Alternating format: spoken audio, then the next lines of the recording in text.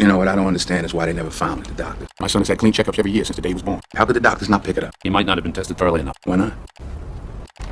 You got an HMO, right? Yeah. Where's your answer? I mean, HMOs pay their doctors not to test.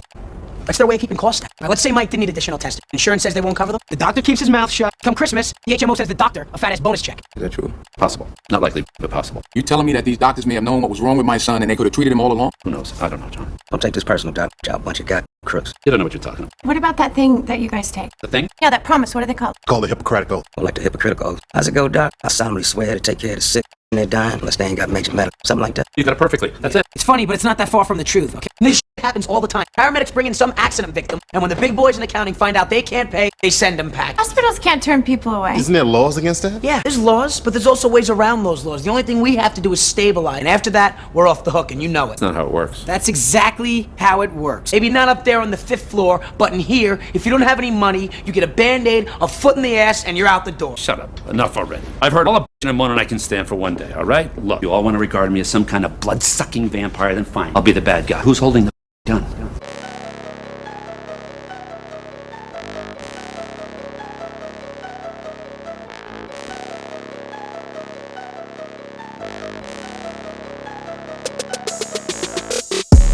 Hey you guys, welcome and welcome back. Thank you guys so much for being here because today I have a really interesting topic that I want to talk to you guys about that I've been wanting to talk to you guys about, but that I decided to wait to talk to you guys about because I was just trying to digest everything that was going on. But today we're going to be talking about the shocking yet calculated slaying of UnitedHealthcare CEO Brian Thompson and the accused perpetrator Luigi Mangione.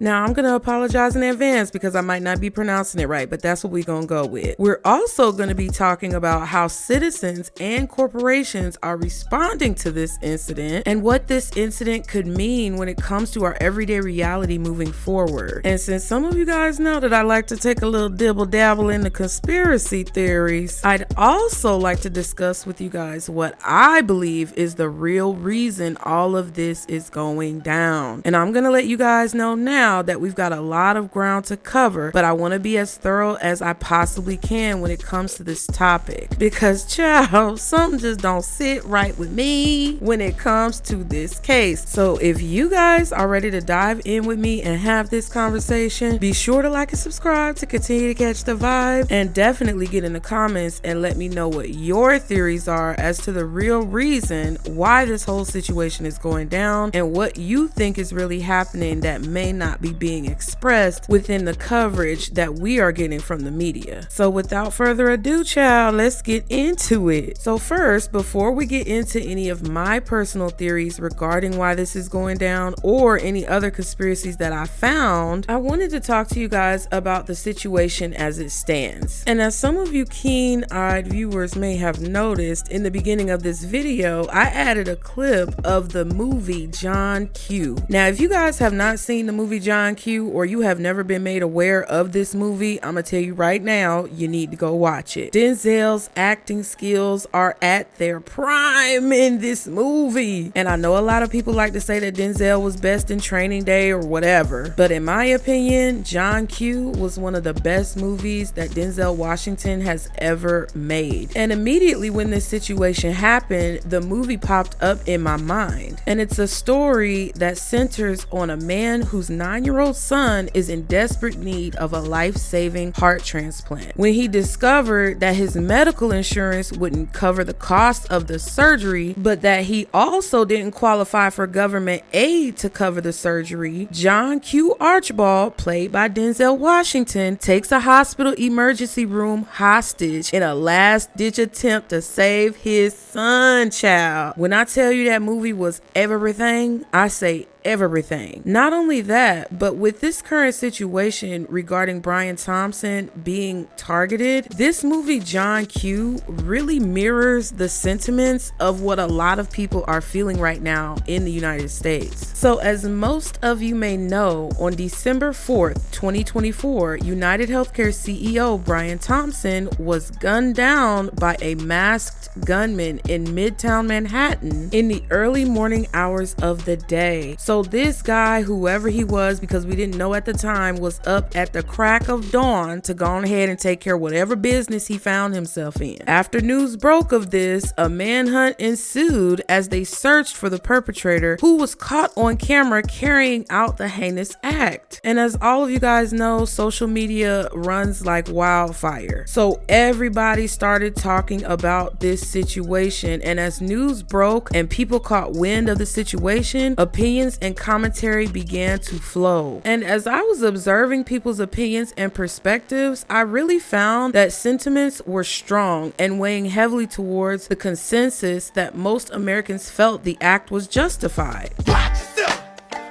Down and get beside yourself. I know. Go ahead, though.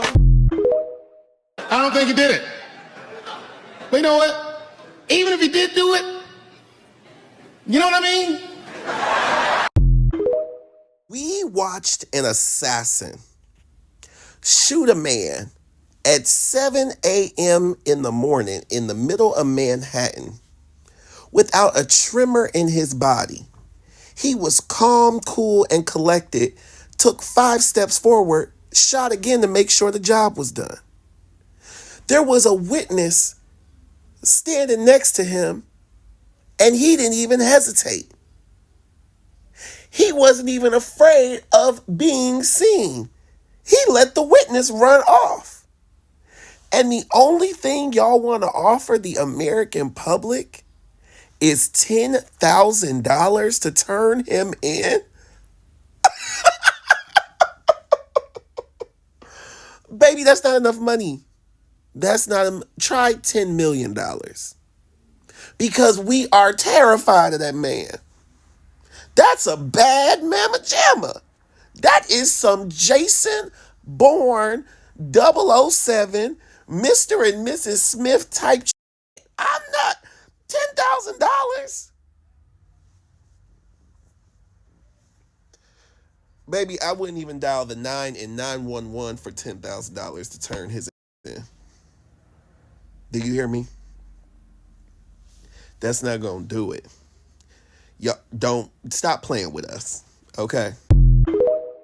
They literally showed no sympathy for this slain CEO. And it appeared that these sentiments and these opinions drowned out the small majority who saw this crime as deplorable. In response to the CEO killing is not an isolated event. It is the third flashpoint evincing a pattern. October 7th, Trump's assassination attempt, and now the UnitedHealthcare CEO assassination. All three were not just suggestive of rampant rudeness, departure from the accepted principle here that we remain humane no matter what matter of inhumanity is confronted. Otherwise, what separates the virtue from the vice, the good from the evil?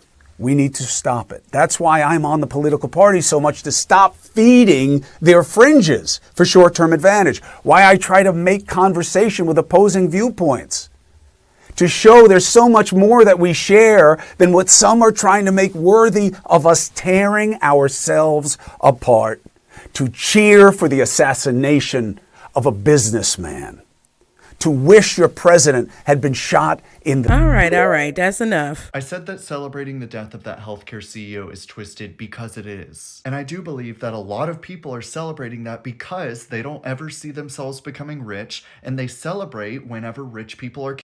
And yes, that is twisted. And another reason people are celebrating is because they don't understand corporations. I stand by that. And I'm not saying that I support how every corporation is structured or how every corporation makes money. I'm saying that those decisions don't fall on the singular CEO. The CEO is not the only one profiting off of this. The CEO is not the only one making the decisions that drive that profit. Corporations are made up of thousands, sometimes tens of thousands, sometimes hundreds of thousands of employees. And they are driving the decisions that decide how that corporation operates and makes profit.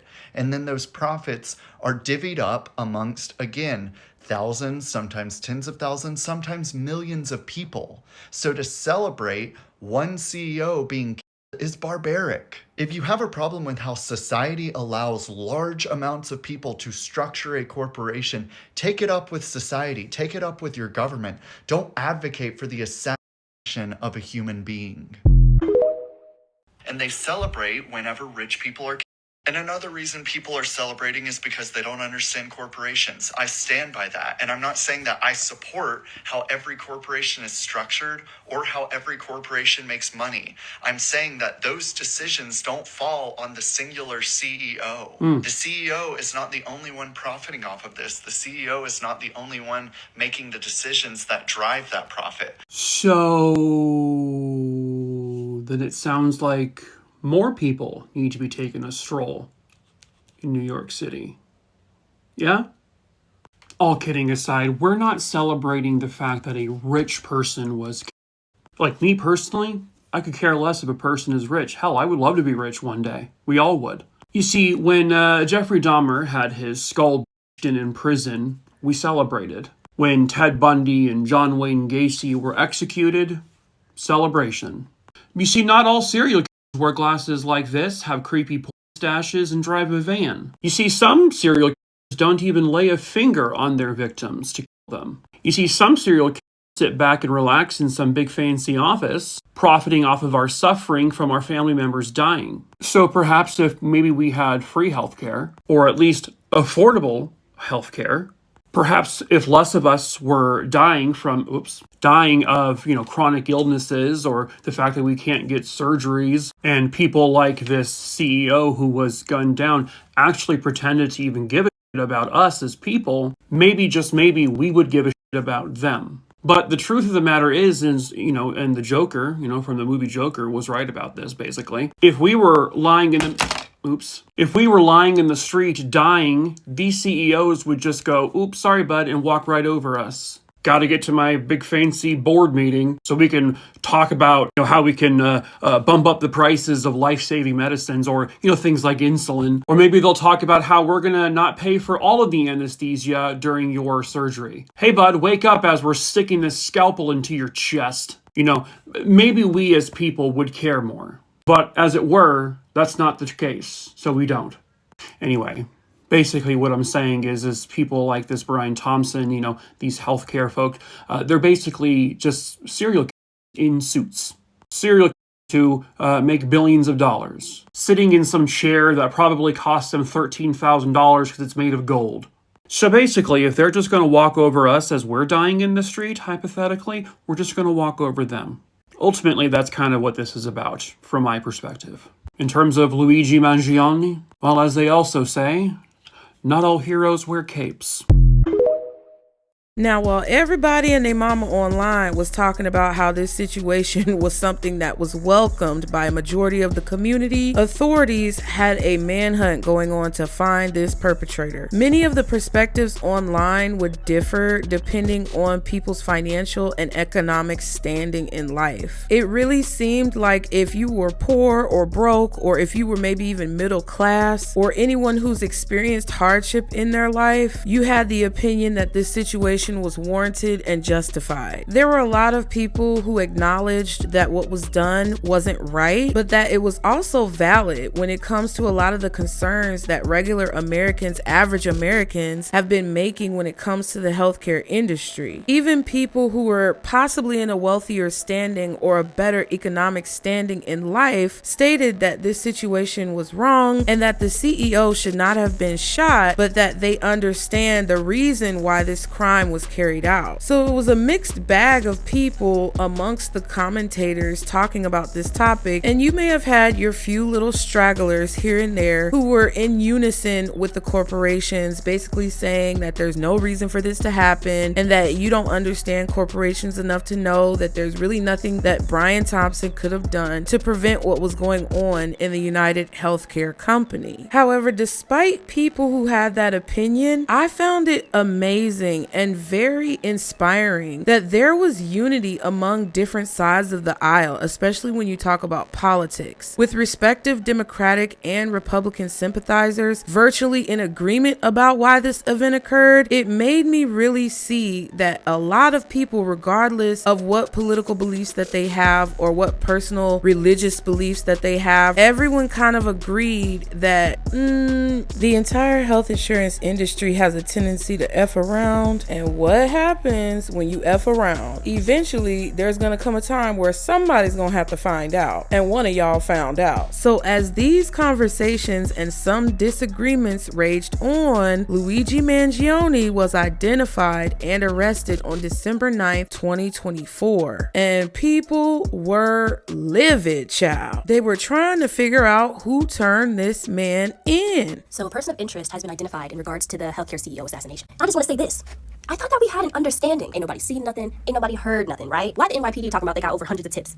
Who missed the memo? And that McDonald's worker, McDonald's does not pay you enough to care. You're not even supposed to have your phone on the floor. So what's going on? Where was your manager at? Hope you're happy. Because now a beautiful man who graduated from an Ivy League is sitting in a cold, dark cell right now. Like, I looked up his name and I audibly gasped. I gasped. That beautiful man is going to jail. Like, I'm gonna put money on his books. I hate to say it. I hope I don't sound ridiculous. I don't know who this man is. I mean, he could be walking down the street. I wouldn't know a thing. Sorry to this man.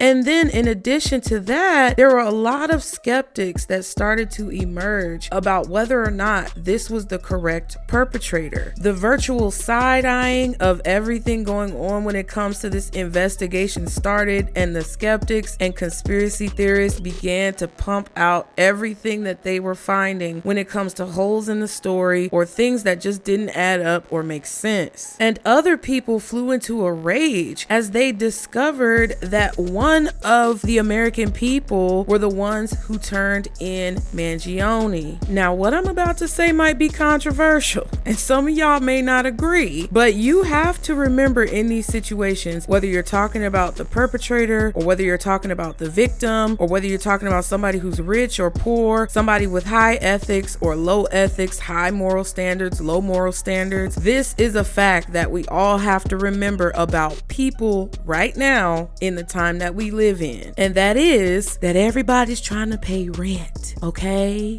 Say it with me now. Everybody's trying to pay rent. Whether it's a mortgage, whether it's property taxes, whether it's literally rent, everybody is trying to pay rent. Everybody's trying to earn money. Everyone is trying to survive. Now, when they found out who turned in Luigi, they doxed this woman to the high heavens. They doxed her to the stratosphere, child. This woman and her job and her livelihood did not stand a chance. Basically, they figured out who this person was who turned him in, where she worked, and proceeded to destroy her life, her career, and everything this woman held dear. Now, the FBI, NYPD, and McDonald's know they are dead wrong for denying this lady that led to this man's arrest the money that they promised her. Just come on in, let's talk about it. I always say that no good deed goes unpunished. Nobody knows that more than Nancy Parker, who is our CEO sniper snitch.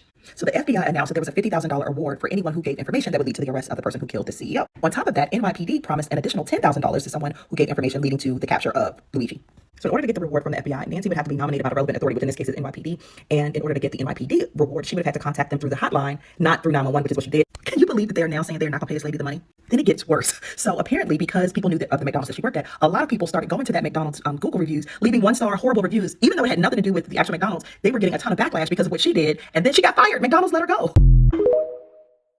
And to be honest with you, I feel bad for the lady because honestly, she was probably just trying to get them bucks that were being promised as a reward for turning this man in. I don't think she was actually trying to turn him in to be hateful, but I can't confirm or deny that because I don't know her. But again, people are trying to survive. So she might have seen this reward money as an opportunity to do something positive for herself or her family and to get herself out of an impoverished situation. So I guess the lesson from that is to understand that not all money is good money, and she didn't even end up getting the reward anyway. So it was a setup. Even the McDonald's that she worked at took a major hit and ended up having to let her go because they were getting so much negative feedback from the public. All in all, this situation was on the forefront of everyone's minds, and it's still a focal point in a lot of our minds when it comes to how it's going to play out and what's going to end up being the end result. Now, when it comes to the corporate response, things are a little bit different. I personally feel that corporations saw this as something that was a bit scary and something that they really considered when it comes to security of their administrative staff and when it comes to different policies and standards and things that the public has direct connection to, and how their situation could mirror the United Healthcare situation and what that could mean for the overall success of their companies. However, I also have a sneaking suspicion that the corporations are going to start to use this as an excuse to incur more fees or raise prices for the American public when it comes to the services that they provide, especially because they're going to be paying more for security. But the biggest donkey of the day when it comes to corporate response around this situation was the new United Healthcare CEO, Andrew Whitty, who had a video leaked about his response and message to the company following the media coverage and overall public disdain for United Healthcare as a company, in addition to the healthcare system as a whole in the United States. And I want to reassure you of a few things. Firstly, we are going to continue to make sure that we put patients, consumers, and members first, as we always have done. The system improve by helping the experience for individuals get better and better. There was nobody who did more to try and advance that mission than Brian Thompson. And we are going to make sure that we not only acknowledge and honour that legacy of Brian, but we will continue it or for unnecessary care to be delivered in a way which makes the whole system too complex and ultimately unsustainable. So we're going to continue to make that case. We will continue to do the work we do. I encourage you to tune out that critical noise that we're hearing right now. It does not reflect reality. It is simply a sign of an era in which we live. I don't know. Me personally, I don't expect corporations to change because I've learned a long time ago, which I talked about in the Drake video that I did, that corporations only see you as a number on a spreadsheet. When the numbers don't add up, they either replace you or do whatever they have to do to make the numbers add up. They never have seen people as people. So I wasn't necessarily surprised by Andrew Whitty's response in the video that got leaked, but I also feel like that's another reason why all of this is kind of taking place and why all of this is going down, which I will get to at the end of this video, you guys, I promise. His response in the leaked video, in addition to I think a memo that was leaked to the company, was very tone deaf, and he definitely was not reading the room. I was listening to the news this morning. I gotta put the Christmas behind me, the holidays behind me. I was listening to the news this morning where Gail King, I believe it was her story, saying that the CEO of United Health Group wrote an opinion piece about the healthcare system being flawed and how it needs to be fixed. This week I wrote an article for Forbes.com talking about that guy, the CEO, Andrew Whitty, who had an all-hands meeting with his staff, and I hope this isn't too noisy, with his staff, saying that they needed to ignore the noise. He called it noise. He called the social media nothing but, where am I going? Gosh, this hotel. Calling the social media nothing but noise, and the media coverage is vitriolic. Now, is it true that a lot of the social media was cruel? A lot of the media coverage was consumed with the negativity? Yeah. In that piece for Forbes, I wrote about that all-hands meeting from CEO Andrew Whitty. He understandably expressed grief. He understandably spoke to his staff about the shocking events and what they were going to do moving forward. That's all good. But where it went a little sideways, in my opinion, as a crisis communication expert, is when he dismissed the media as vitriolic, or described the media coverage as vitriolic, and the social media commentary as noise, literally just noise, and encouraged his staff to dismiss it. What I said in the piece is that leaders need to understand how to separate the trollish, negative, sometimes dangerous commentary, but underneath, there is always valuable feedback from people who are in pain. That type of leadership ignores people's pain. And if you are a healthcare provider or insurer, you, of all sectors, you do not want to ignore your consumers' pain. Yes, it's perfectly reasonable to denounce the death of an executive in a sector. I read an opinion piece in the Washington Post this morning from a doctor who was saying, getting death threats is not good for any industry or any sector like that. However, to ignore the pain and death of so many people who are expressing their grief on social media, which is what a lot of people do when they're in pain, they look for community, they look for social media. It's valuable feedback. I tried to do a little research to see if any of the healthcare companies or healthcare providers were making plans to make changes in their policies or changes to what they do when it comes to dealing with the American people, but maybe I was just ignorant to finding those details. The only thing that I did find along those lines is how health insurance will change in 2025 and the ways that this could possibly happen, including premium increases where private health insurance premiums are expected to rise 7% in 2025 due to the increasing health care costs. Also, the expiration of enhanced health insurance subsidies, and the overview states that the American Rescue Plan Act of 2021 introduced enhanced health insurance subsidies that lowered premiums and capped them at 8.6% of income. These subsidies are set to expire in 2025, which could lead to millions of Americans paying more for health insurance. And while there may be more choices for individuals to choose from when it comes to insurers, employers or insurance companies are more than likely to increase costs in order to cut the costs of the insurance company, including strategies like raising deductibles, which means if you don't meet your deductible and you haven't made them co-pays every time you go to the doctor, there's certain things that you're just not going to be able to do. They're planning to resume the Medicaid eligibility redeterminations in 2025. They also speak about coverage of GLP-1s and gene therapies, which I'm not a doctor, so I'm not exactly sure what all of that is about, but I know Ozempic is considered a GLP-1, and it's projected that DACA recipients will become eligible for coverage in 2025, which I believe DACA recipients are connected to immigrants. They also state that the healthcare.gov application will include a question for applicants to indicate their interest in receiving information about voter registration. With all of that information being said, I didn't see anything about prices getting lowered. I just saw more about prices increasing. Now, the only other thing that I found were articles about social inflation and the fact that it affects prices for the customers, prices for the providers, and it makes everything more expensive, which due to this recent case, this could actually create an even worse environment when it comes to social inflation and how it affects prices that customers see. Basically, if you don't know, social inflation is a metric that the insurance companies use to determine risk and liability and all of these different things that customers end up having to pay for. When social inflation goes up, it makes costs go up,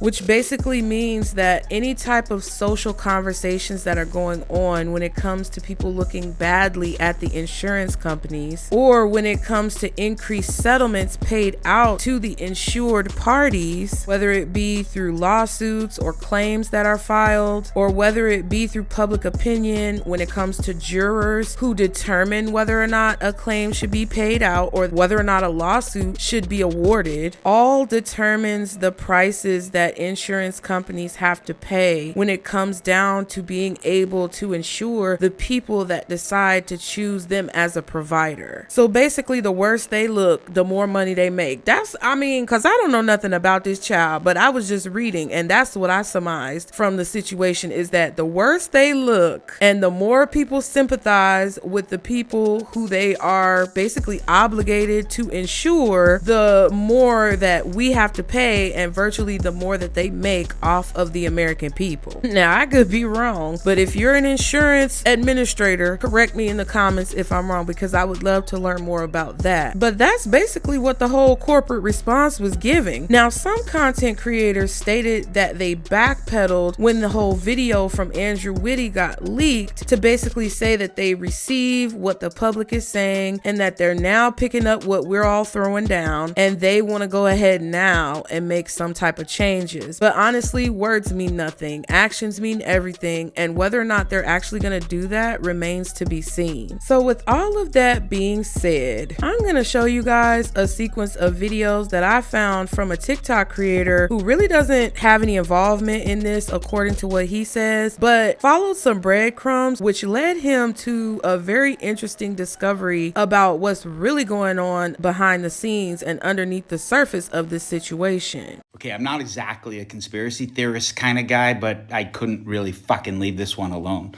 So there's a connection between Nancy Pelosi and Brian Thompson, the CEO of UnitedHealthcare. So hear me out. On September 21, 2024, there was a cyber breach at UnitedHealthcare. Over 100 million data users were affected, healthcare workers and individuals. On that day, Nancy Pelosi purchased $4 million in a cybersecurity company called Palo Alto Networks. It is a specialist in cybersecurity. On the day of the announcement of the breach, she made that purchase. That company netted her $11.9 million. This was going to be up for investigation. Now, the person who was going to be investigated by the DOJ and was going to be potentially questioned about this cannot be questioned. Do with that as you will. So after we made the connection between Nancy Pelosi and UnitedHealthcare CEO Brian Thompson, I got a little curious after seeing this comment. What other members of Congress purchased the stock Palo Alto Networks, which was the cyber firm hired by UnitedHealthcare to look into the cyber attack that they received, which was covered in the video that I made yesterday. That is included here. These members of Congress also purchased that stock, not just Nancy Pelosi, not on the day that she did, but also owned this stock. Marjorie Taylor Greene, Josh Gottomir, William C. Burgess, William R. Keating, Jonathan L. Jackson, John R. Curtis, Greg Stanton, Mark Wayne Mullen, Susie Lee, Peter Welch, Kelly Loeffler. So this is bipartisan. These members of Congress, how do they know? Who's telling them? Who's giving them this information? They're all getting rich on civil servant salaries. And why is Brian Thompson not around to testify to the DOJ on whatever the fuck he was going to testify about? All right, so you don't have to be a conspiracy theorist to know that this has nothing to do with insurance. It's because now we know that Luigi and his family weren't even insured by UnitedHealthcare. So after we made the connection between Nancy Pelosi and Brian Thompson in a video that I'm including here, we now know that Brian Thompson and current CEO Andrew Whitty were being sued for insider trading by the Firemen's Pension Fund in Hollywood, California. We also know that Brian Thompson was being investigated by the SEC. They were also being sued by the DOJ. They were also have a class action lawsuit against them. So their stock trades were being looked at. There's so much more going on here that isn't being talked about in the news. I'm not a journalist. I'm not an investigator. I'm not a stock guy. I'm not a finance guy. I don't know anything about any of this shit. I'm just poking around, just some fucking TikTok guy. So if I'm looking at this and no one else is, why aren't they? This kid is in a frame. He's just some fucking patsy that people are calling Robin Hood. And the media is making this into some kind of rich people are bad. And now that they're getting their MRIs approved because people are afraid. It's bullshit. Media is selling a story about this kid Luigi, and I'm still not buying it. So UnitedHealthcare's former CEO, Stephen Helmsley, was also named in the lawsuit that we talked about previously about the Firemen's Pension Fund. So what the lawsuit was saying is something to the effect that they purchased common stock at inflated prices. So when UnitedHealthcare announced that they were going to purchase Change Healthcare, the DOJ blocked it because of some conflicting software. It said that their competitors, it was going to conflict with the software or some shit like that. But basically, then UnitedHealthcare came in and said that they were going to put up firewalls that would affect that. They didn't end up doing that. But in the 4 months between the announcement of the block from the DOJ, Witte, Helmsley, and Thompson dumped enough stock to net them $102 million. In that 4 months, the Fireman's Pension Fund lost a buttload of money, and the stock dropped to $27 and lost $500 million for investors. This pissed off investors and the pension fund as well. This created a fucking nightmare. So these guys are dirty. This company dates back to 2007, where this guy, William McGuire, who was the former CEO and then had to step down because the SEC was investigating him for backdating, which is this thing where you inflate the price and then you can backdate it and some shit that I don't fucking understand because I'm not a finance guy. But also, Helmsley was guilty of doing that as well. It's a dirty company. They've been bilking investors, doing all kinds of nasty shit. So there is way more to this. And as we said in part 3, this is not about insurance. This is about big business and fraud. And there's more to it. So I think we will get to why Luigi is involved, who this kid is, what are his ties to Pelosi, and insurance that his family had. But somebody else, way bigger than this kid, lost a lot of money and is taking this very seriously.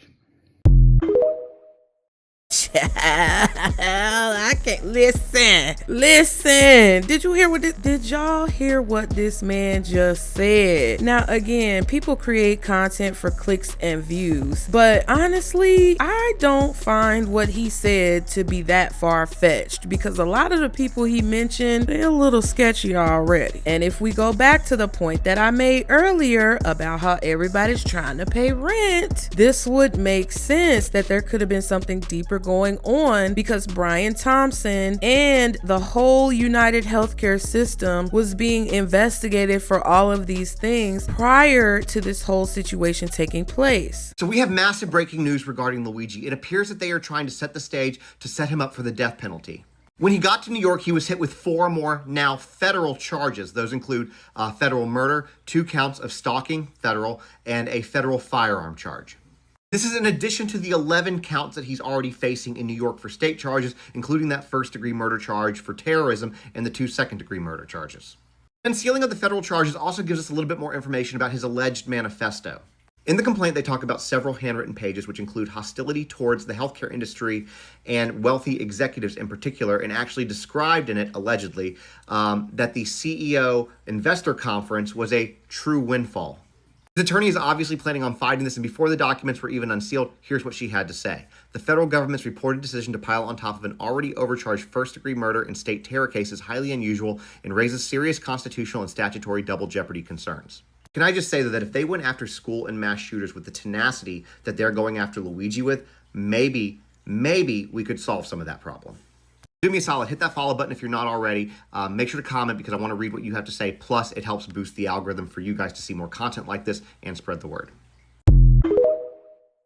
So with all that being said, you guys, I just wanted to give you guys my thoughts and predictions regarding this entire debacle, okay? I don't believe 100% that the coverage about this story is true or clear. I'm not sure that they even caught the right guy. I mean, looking at their pictures side by side, it looks like the person who was in the original photos had more of a chiseled jawline, if you know what I mean. Like, his jawline was way more sharp than this guy Luigi, and I'm just not sure that it's 100% him. But again, I was not there, so I don't know anything from a can of paint. I'm also a little bit skeptical of the judicial system, and I'm not sure that I trust the fact that they're saying that they have all of this evidence, because it just kind of feels very staged. And that's another part of a point that I want to make a little bit later, but I'm really not 100% sold on any of the details of this situation, and I'm for sure questioning whether or not when this Luigi guy goes to trial that there will be any type of serious conviction, because it just feels like there's a lot of holes that may not be very easy to understand or to basically clarify. And if you guys are new to my channel, I do these cosmic conversation videos every now and then. They're unedited, and I recently did a cosmic conversation video about judge and jury. I think it was the thumbnail that said judge and jury, but it was about the legal system and the judicial system and how I sense that there's a possibility that there could be some type of dismantling going on sometime in the future, maybe sooner than later. I'll be sure to pin it down below in the comment section and leave the link in the description box, but it's just something that I feel intuitively is gonna happen when it comes to laws being changed and just the overall reset of the legal system that needs to happen. I mean, I feel like that's happening as a whole, but if you want to go check it out, you can. When it comes to Luigi's day in court, some people say there will be a hung jury or some reason that he's able to escape conviction. My thoughts on that is that it's possible, because to me, this might not even be the right guy. This might just be a guy that's being used as a scapegoat for some reason. And if you go back to the TikToks where the man was pointing out what was going on behind the scenes with the fireman's pension fund, I definitely feel like there could be something deeper going on, and there could be some bombs that, well, let me not say that. There could be some shocking pieces of evidence that come out during this guy's trial. Now, there are a number of conspiracy theories that attempt to decode why this is all taking place. But personally, I believe that number one, this is not just about healthcare in America. This isn't just about UnitedHealthcare as a corporation. The situation speaks to a deeper issue that we all can sense and feel, but not quite identify, that big corporations and the corporate system as a whole is and has been predatory to the American people. Not only that, but the medical system has been very predatory to the American people and has had a tendency to be secretive and covert when it comes to the truth of what's really going on and what their real intentions are. And because of that, the entire system is crumbling. Number two, I believe, in my opinion, that this situation with Luigi shows some very significant signs of being a social experiment, you guys. Because in reality, it doesn't really matter if Luigi wins or loses this case. If he wins the case, it shows the American people that you can have vigilante justice and that the little guy can win. And the fact that if your balls are big enough, you can make change in the world. And if he loses the case and he ends up being convicted of the crimes that he's being accused of, he will turn into a martyr. Everybody who was on his side will have a reason to be extremely angry about the outcome and continue to air their grievances on social media platforms as if nothing has changed, to prompt further social unrest. Either way you flip the coin, the controlling forces are getting the response that they want from the public. I'm not sure if you're familiar with social experiments, but over the last few decades, I would say the last century, there have been a lot of different social experiments that have gone on that use the American people as test subjects. One of the most notable that I grew up hearing a lot about were the Tuskegee experiments, where from 1932 to 1972, the US did a lot of things that were very unethical and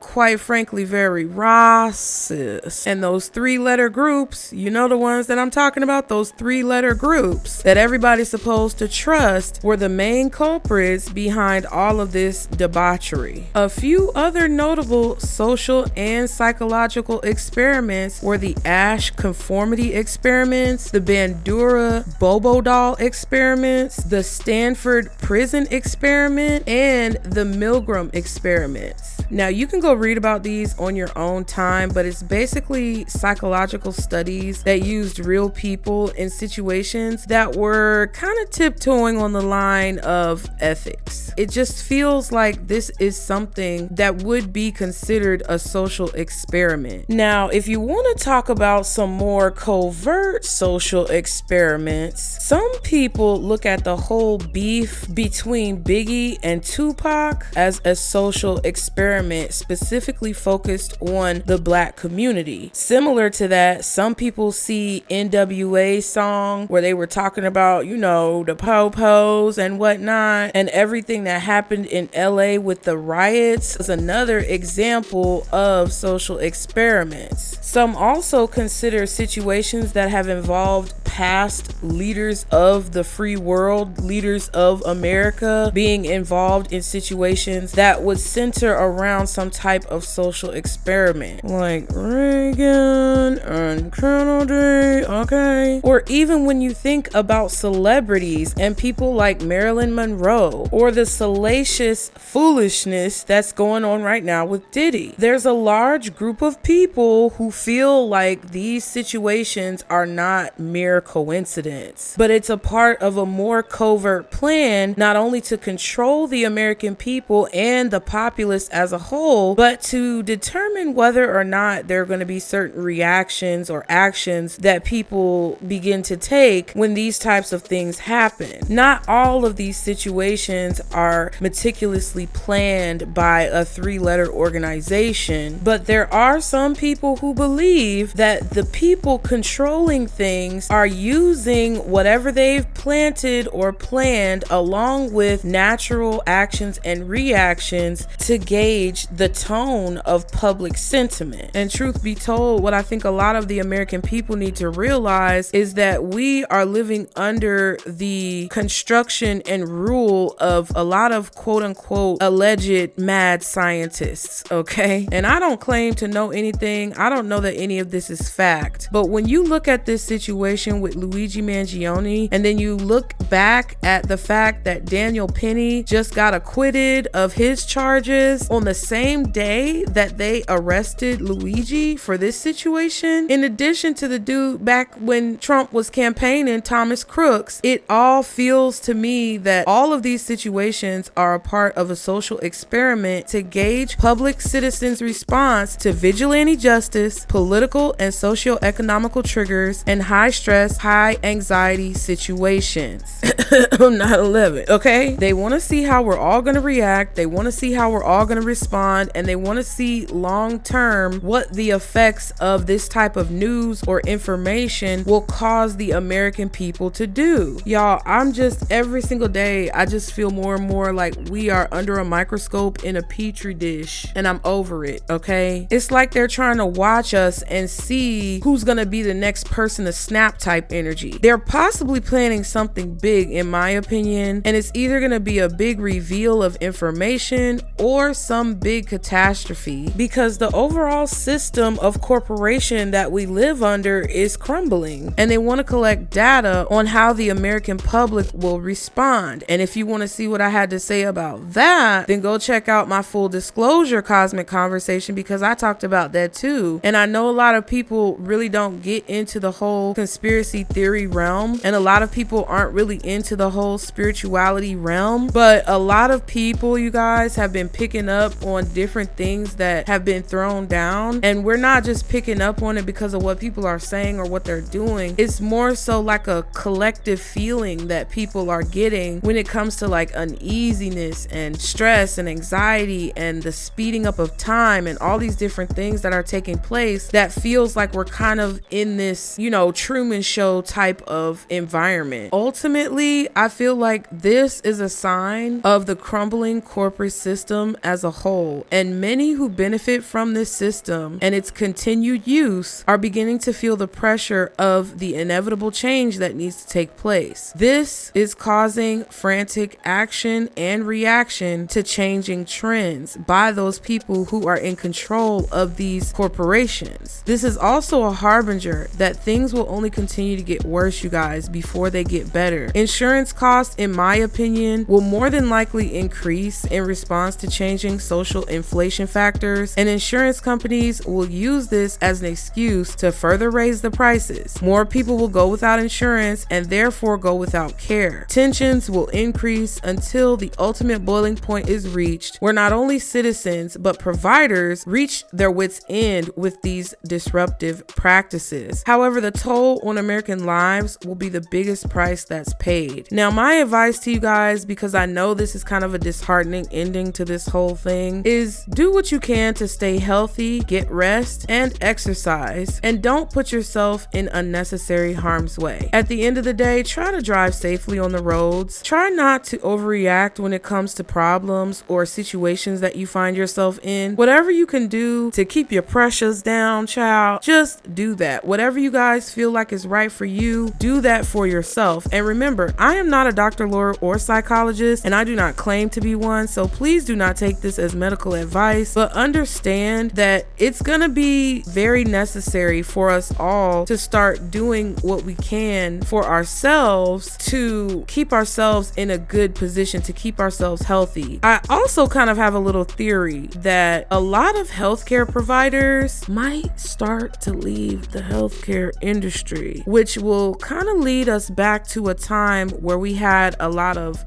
nurses and midwives and traveling doctors who went around and kind of like did their own thing on the low, if you know what I mean. I feel like that may be something that starts happening as well, because I feel like we're going to see an overwhelming response of healthcare providers getting fed up with these systems. Not to mention the possible lack of job opportunities for certain healthcare professionals because of the introduction of AI. Any administrative positions where people are working at the front desk, or even when it comes to medical assistants or nurses, AI could be in line to take their positions. We already saw it when it comes to C-19 and all of the nurses and doctors who felt backed into a corner when it comes to getting a jab. So I feel like at some point there's gonna be an influx of providers and practitioners who choose to go down a more quote unquote independent route, if you know what I mean. I just want you guys to remember that at the end of the day, everything that's meant to happen will happen, and everything that's not meant to happen won't. And oftentimes when people who are in a position where they're losing power try to maintain the power that they have, even though it's no longer meant to be theirs, they start to take action from a place of fear. And whenever you take action from a place of fear in order to avoid a specific outcome, more than likely you will end up manifesting that outcome into reality because you were unable to see past whatever was making you afraid. So all of these people who are trying to stay in control and maintain the power that they have by using manipulative tactics to continue to keep people at risk are more than likely going to manifest the exact opposite of the result that they want. The most important thing that you need to keep in your mind when all of these things are going down is to not be scared, but to be prepared. I tell people this all the time. Don't be scared, be prepared. Fear is not going to do anything but cause you more and more problems. Fear is literally a disease. And I know it's kind of like corny, but I really like Dune, okay?